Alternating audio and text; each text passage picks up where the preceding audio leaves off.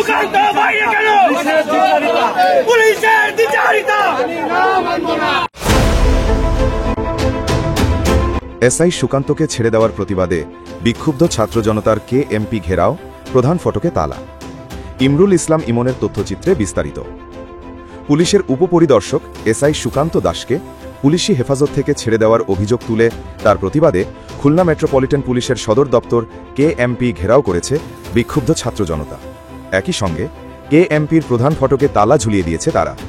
এছাড়াও মূল ফটকের সামনের সড়ক অবরোধ করে রাখে, ফলে রূপসা থেকে শহরে প্রবেশপথ বন্ধ হয়ে যায়। এ সময় তারা বিভিন্ন স্লোগান দিতে থাকেন। আজ বুধবার 25 জুন দুপুরে এই কর্মসূচি শুরু হয়। এই রিপোর্ট লেখা পর্যন্ত বিকাল 4:45 পর্যন্ত সড়কে বিক্ষোভ করছিলেন আন্দোলনকারীরা।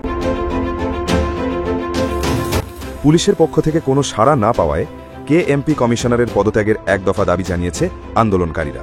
এর আগে গতকাল মঙ্গলবার বিকেলে খানজাহান আলী থানা এলাকা থেকে স্থানীয়রা মারধর করে পুলিশের উপপরিদর্শক সুকান্তকে। পরে তাকে পুলিশের হাতে তুলে দেয়। তিনি বর্তমানে চুয়াডাঙ্গার আলমডাঙ্গা থানায় কর্মরত আছেন। জানা গেছে, আদালতে একটি মামলায় সাক্ষী দিতে খুলনায় এসেছিলেন তিনি। তার নামে খুলনা সদর থানায় ছাত্র জনতার উপর হামলার ঘটনায় গত 12 ডিসেম্বর মামলা দায়ের করা হয়। মামলাটি বর্তমানে ডিবিতে তদন্তাধীন। এছাড়া বিএনপির নগর সভাপতি শফিকুল আলম মোনার বাড়ি ভাঙচুর সহ 2টি মামলা চলমান রয়েছে। খানজাহান আলী থানা প্রশাসনের ভারপ্রাপ্ত কর্মকর্তা ওসি কবির হোসেন বলেন, গতকাল এসআই সুকান্ত আদালতে সাক্ষী দিয়ে সিএনজি যোগে কর্মস্থলে ফিরছিলেন। এ সময় শিরোমণি এলাকায় পৌঁছলে স্থানীয়রা তাকে মারধর করে। এ সময় পুলিশ ও স্থানীয়রা তাকে উদ্ধার করে। পরবর্তীতে প্রাথমিক চিকিৎসা নিয়ে তিনি চলে যান।